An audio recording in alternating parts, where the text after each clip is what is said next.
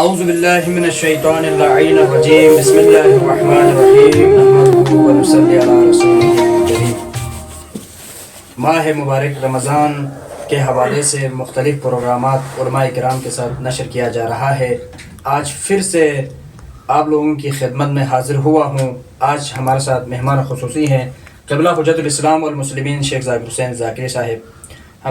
ہم ان سے کچھ سوالات کریں گے انشاءاللہ ماہ مبارک رمضان کے حوالے سے، مزید جو ہے ہمیں فائدے جو ہے ماہ رمضان کے حوالے سے مل سکے۔ قبلہ السلام علیکم ورحمۃ اللہ۔ وعلیکم السلام ورحمۃ قبلہ سب سے پہلا ہمارا جو سوال ہے کہ ماہ مبارک رمضان میں توبہ و استغفار کی کیا اہمیت ہے؟ جی قبلہ۔ اعوذ باللہ من الشیطان الرجیم بسم اللہ الرحمن الرحیم الحمد للہ رب العالمین والعاقبۃ للمتقین والنار للعاصین۔ میں سب سے پہلے تو آپ کا بہت بہت مشکور ہوں جس نے بندے حقیق کو یہ موقع فراہم کیا۔ قبلہ بہرحال میں مختصراً انشاءاللہ جواب دینے کی کوشش کرتا ہوں۔ یہ توبہ اور استغفار ہے کیا چیز؟ بالکل مہم سوال ہیں۔ جی قبلہ۔ ماہ مبارک رمضان میں بالخصوص توبہ، پہلے میں آپ کو بتا دیتا ہوں، پہلے توبہ کے بارے میں کچھ بیان کر دیتا ہوں، پھر استغفار کی طرف آتا ہوں۔ توبہ کسے کہا جاتا ہے؟ پہلا ہم اور آپ کے لیے معلوم ہونا چاہیے توبہ ہے کیا چیز۔ بالکل۔ آیا یہ توبہ کرنا کسی ذات کے ساتھ مختص ہے، یا کسی ماہ مہینے کے ساتھ مختص ہے، یا کسی سال کے ساتھ مختص ہے؟ نہیں، جب بھی انسان اپنی ابدی زندگی، ماضی کی زندگی سے اور نکل کے، گناہوں کی زندگی سے نکل کے خالق لم یزل کی طرف آنا چاہتا ہے، تو اس کے لیے سب سے پہلے تو عام یہ ہے جس ایام میں بھی ہو، جس حالت میں بھی ہو، وہ توبہ کر سکتا ہے۔ اور توبہ کا لفظی معنی جو ہے وہ پلٹنا ہے، یعنی کہاں سے پلٹنا؟ اس جگہ سے جہاں سے آپ کی زندگی، پہلے آپ زندگی بسر کر رہے تھے۔ بالفرض پہلے میں گناہوں کی زندگی میں میرے وجود کیا ہے، گناہوں میں ملوث تھی، میں اپنی ذات کو گناہوں کی طرف لے کے جا رہا تھا، میری زندگی پورا کیا ہے، ملوث بگناہ تھی۔ لیکن اب میں چاہتا ہوں اس زندگی سے نکل کے لم یزل کی طرف آنا چاہتا ہوں۔ جزاک اللہ جزاک اللہ۔ اب خالق لم یزل کی طرف آنے کے لیے کوئی راستہ ہونا چاہیے۔ اب میں نے تو پہلے خدا و متعال کی ذات کی کیا ہے، نافرمانی کیا ہوں، اب کوئی ایسا راستہ ہونا چاہیے جو میں خالق لم یزل سے جا کے مل سکوں۔ انہی میں سے ایک کیا ہے، توبہ ہے، جو خالق لم یزل کی طرف ہم اور آپ پلٹ کے آ سکتے ہیں۔ دیکھیں، خالق لم یزل وہ خالق ہیں جو ہم اور آپ گناہ انجام دے رہے ہیں نا، مطلب آپ توبہ کریں یا نہ کریں، لیکن اس سے پہلے ہم اور آپ جب کوئی گناہ انجام دیتے ہیں تو خالق رحمانیت کو دیکھیں۔ وہ گناہ کرتے ہوئے انسان کو دیکھتا ہے اور پھر بھی خدا خالق لم یزل ہم اور آپ پہ عذاب نازل نہیں فرماتا ہے۔ بندے خدا شاید کیا ہے، تقوی اختیار کرے، شاید توبہ کر کے میری ذات کی طرف پلٹ کے آ جائیں، کتنا مہلت دیتا ہے، اور اس سے بھی جو مہلت دے دیا ہم اور آپ کے لیے ماہ رمضان مبارک ہے۔ اس پہ جو انسان توبہ کر لیتا ہے تو خالق لم یزل اس کا توبہ فی الفور قبول کر لیتا ہے۔ توبہ کرنے کے لیے کیا ہے، نیت کے ساتھ، خلوص کے ساتھ خدا متعال کی ذات کے سامنے آ کے کہیں، گڑ گڑا کے آج دعا کریں، پالنے والا اب تک میری زندگی، جانتا ہوں میری زندگی سے ہزاروں خطا ہو چکے ہیں، لیکن میں آج تیرے بارگاہ میں آیا ہوں، آپ سے میں مغفرت چاہتا ہوں، آپ سے میں آپ رحمت کے طلبگار ہوں، پالنے والا میرے گناہ کے پہلے جو گناہ میں نے انجام دیا اس کو، ان گناہوں کی کیا ہے، مغفرت فرمائے۔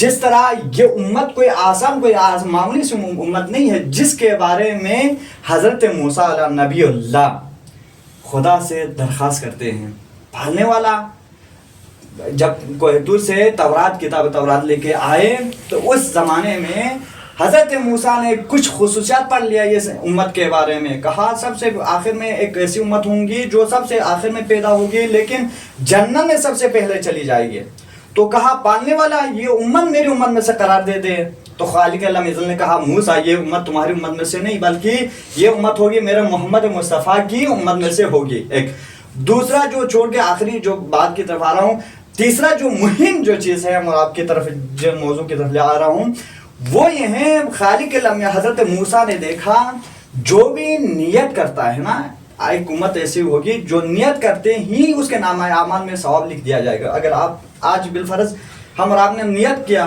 توبہ کریں گے. آج ہم اور آپ نے نیت کیا کسی غریب فقیر کو ہم کچھ صدقات دیں گے, خیرات دیں گے, ٹھیک ہے, تو ہم نے جیسے ہی نیت کیا نا, خالق لم یزل تیرے ہم اور آپ کے نام اعمال میں لکھ دے گا ایک ثواب. یعنی ہم اور آپ نے ابھی کام انجام نہیں دیا, ہم اور آپ ابھی توبہ ہم اور آپ نے توبہ نہیں کیا ہے, لیکن خالق لم یزل نے میں اور آپ کے نام اعمال میں ایک ثواب لکھ دیا. تو موسیٰ نے درخواست کیا پالنے والا یہ امت میری امت میں سے قرار دے دیں. تو خالق لم یزل نے کہا موسیٰ یہ تمہاری امت میں سے نہیں ہوگا, یہ بھی میرے محمد کی امت میں سے ہوگی. تو کہا پالنے والا ٹھیک ہے یہ بھی تمہارے محمد کی امت میں سے ہو گئی.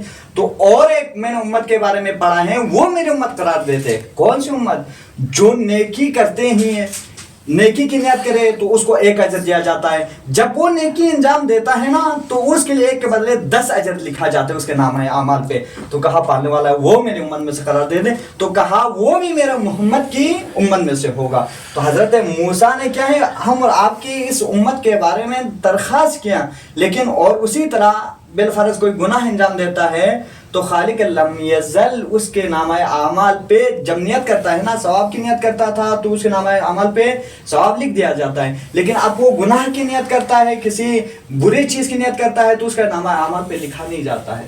خالق لم یزل پھر بھی انتظار کرتا ہے شاید یہ گناہ کرنے تک باز آ جائے اپنی زندگی سے, اپنے جو برا کام جس کے بارے طرف یہ جا رہا ہے اس پہ باز آ جائے, پھر بھی نہیں لکھتا ہے. لیکن جب گناہ کرتا ہے تو اس کے نام عمل پہ ایک گناہ کا 1 سزا لکھا جاتا ہے. تو موسیٰ نے کہا پالنے والا یہ میری امت میں سے قرار دے دے. کہا موسیٰ یہ بھی تمہاری امت میں سے نہیں, یہ بھی میرا محمد کی امت میں سے ہوگی. تو ہم اور آپ کے لیے بھی چاہے اس ماہ مبارک رمضان میں کیا ہے زیادہ سے زیادہ توبہ کریں, تاکہ جس امت کے بارے میں کلیم اللہ جو خدا کے کیا ہے خدا کے ساتھ داڑھی کلام کرنے والا درخواست کر رہے ہیں اس امت کے بارے میں, تو ہم اور آپ اس پاک ماہ مبارک رمضان میں توبہ کر کے اپنے خالق لم یزل کے کیا ہے قرب حاصل کریں, تاکہ ہم اور آپ کی زندگی بہتر ہو سکے. جی جزاک اللہ. قبلہ جو ہے توبہ و استغفار کی اہمیت کے بارے میں مفصل گفتگو فرما رہے تھے. قبلہ اسی کے ضمن میں ایک سوال ہے, توبہ و استغفار کے کیا فائدے ہیں؟ جی بالفرض ہم ابھی ماہ مبارک رمضان میں توبہ و استغفار کرتے ہیں, اللہ کی بارگاہ میں گڑ گڑاتے ہیں کہ خدایا ہمارے گناہوں کی جو ہے بخشش عطا کرے. مطلب گناہوں کے جو ہے بخشش ہونے کے علاوہ بھی توبہ و استغفار کے فائدے ہیں. جی یہ سوال میرے خیال میں ہمارے معاشرے کے بالخصوص نوجوانوں کے لیے مہم ہے. تو سب سے پہلے تو یہ ہے ماہ مبارک رمضان میں جس طرح امام علی مقام کی خدمت میں ایک آدمی نے آ کے کہا استغفر اللہ ربی واتوب الیہ, تو امام نے اس کے بارے میں کیا ہے ایک جملہ کہا تمہاری ماں تمہاری غم میں روئیں. امام علی مقام نے یہ فرمایا, کہا کیوں؟ کیونکہ استغفار کرنے والے ان کا مقام کیا ہے علیین کا مقام ہے. علیین سے مراد کون ہے؟ ان کے لیے امام علی مقام نے فرمایا 6 معنی بنتے ہیں علیین کا. ان میں سے جو مہم ترین ہے وہ پہلے جو گناہ کرتا ہے نا, پہلے جو گناہ کیا ہے اس گناہوں سے نکل کے خدا و متعال کی ذات کی طرف آنا چاہتا ہے, وہ استغفر اللہ پڑھ سکتے ہیں. اور اسی طرح روایت کے الفاظ بھی ہیں, قرآن کے الفاظ بھی ہیں.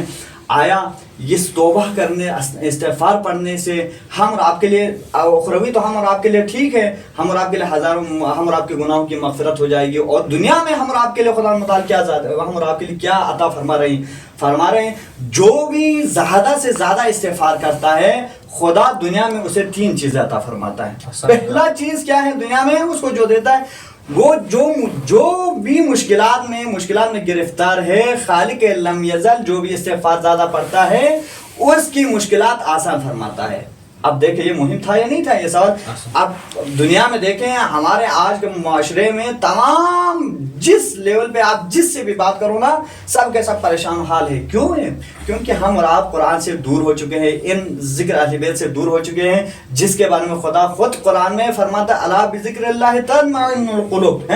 خدا نے یہ نہیں فرمایا مال زیادہ دوں گا, مال زیادہ کسب کرنے والوں کے لیے دنیا میں سکون ہے, ان کے دل کے لیے آرامش پیدا ہوگی. نہیں فرمایا میری ذکر کے ذریعے سے تمہارے دلوں کے لیے کیا ہے مطمئن ہو جائیں گے. میری ذکر کرو, میری ذکر ہی ہے جو تمہارے دلوں کے لیے منور کر دیتی ہے. ٹھیک ہے. اور اسی سے کیا فرمایا جو بھی استغفار زیادہ پڑھتا ہے دنیا میں اس کی مشکلات خدا متعال کی ذات حل فرماتا ہے. اور دوسرا چیز کیا ہے، اگر وہ کوئی مشکل، وہ کوئی اس کے کوئی غم لاحق ہو گئی ہو تو اس کی وجہ سے، استغفار کی وجہ سے اس کے غم سے بھی کیا ہے وہ نکل سکتا ہے، نجات حاصل کر سکتا ہے. یہ بھی مشکل بہت ہم اور آپ کے لیے معاشرے میں مل جائیں گے. بہت سارے ایسی مثالیں پائی جاتی ہیں جو ہمارے نوجوان بالخصوص ہر لیول پہ، ہر لحاظ پہ پریشان غمگین ہے. کوئی نوکری کے پیچھے، کوئی نوکری پڑھنے کے بعد بھی اس کو نوکری نہیں مل کے پریشان، کسی کو نوکری ملا ہے لیکن رزق میں برکت نہیں ہے پھر بھی پریشان، کوئی کسی کو اولاد خدا متعال کی ذات نے عطا فرمایا ہے لیکن پھر بھی اولاد صالح نہ بن کے پھر بھی پریشان و حال ہے. قبلہ یہاں پر مزید ایک سوال ایڈ کرنا چاہوں گا کہ معاشرے میں جب ہم دیکھتے ہیں لوگوں کی طرف تو اکثر جو نوکری والے لوگ ہیں وہ زیادہ پریشان اور غمگین ہوتے ہیں. جو عام جو ہے نا روٹین پہ جو روزانہ کے بیس پہ جو کما کے جو گھر کا جو سسٹم چلاتے ہیں وہ اتنے پریشان نظر نہیں آتے. اس کی وجہ کیا ہے؟ وجہ اسی طرح دو چیزوں کی طرف میں نے پہلے اشارہ کیا. پہلا تو یہ ہے، ہم خدا نے فرمایا نا تمہاری مال پہ میں نے سکون نہیں رکھا ہے، میں نے جو سکون رکھا ہے وہ ذکر پہ رکھا ہے. ذکر جو بھی کریں گے اس کے دل کے لیے تسکین. ہم وہیں دنیا پرست ہو چکے ہیں، ہم سمجھتے ہیں مجھے مال مل جائے یہی میرے تسکین ہے، لیکن خدا نے نہیں کہا. اگر مطلب آپ کی مال پہ سکونیت ہوتا تو خدا قرآن مجید کے اندر الا بذکر اللہ تطمئن القلوب کی جگہ پہ کیا ہے مال کا استعمال کر دیتا. مال زیادہ مل جائے گا، مال اگر آپ کے پاس زیادہ ہوگی تو آپ کے دل کو سکون مل سکتا. نہیں فرمایا ذکر کے ذریعے سے. اور دوسرا اس روایت میں کیا فرمایا، خدا فرماتے ہیں اس روایت کے اندر جو بھی زیادہ استغفار کرے گا خدا متعال کی ذات اس کو غموں سے کیا ہے دور کرے گا، اسے غموں سے نجات دے گا. اور تیسرا جو میرے نظر میں جو مہم ہے، خدا متعال کی ذات وَرَزَقَهُ مِنْ حَيْثُ لَا يَحْتَسِبُ، جو استغفار زیادہ پڑے گا نا خدا متعال کی ذات اس کو اتنا رزق عطا فرمائے گی جس کے بارے میں اسے تصور بھی نہیں ہے.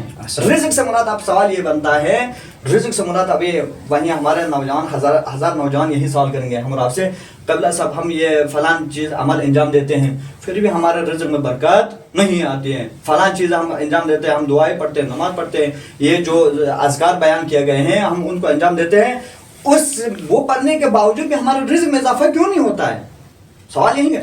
رزق میں اضافہ صرف پہلا رزق لفظ یہاں پہ عام چیزوں کے لیے استعمال ہوتا ہے. رزق سے مراد پہلا تو یہ ہے آپ کے لیے ہم سفر کا ملنا، اچھا کوئی ہم سفر کا ملنا بھی رزق ہے. اور اسی طرح آپ کے رزق میں برکت خدا متعال کی ذات دینا بھی، یہ بھی ایک قسم کی کیا ہے رزق ہے. اس طرح ہزاروں پائے جاتے ہیں. اور اس سے بھی مشکل یہ ہے ہم اور آپ کے لیے یہ تمام چیزیں انجام دینے کے بعد بھی ہم اور آپ کے رزق میں اضافہ کیوں نہیں ہوتا ہے. اب وہیں آپ کی پہلی جو سوال، ہمارے معاشرے میں نوکری والے بڑے سے بڑے پیسے والے پریشان و حال کیوں ہیں؟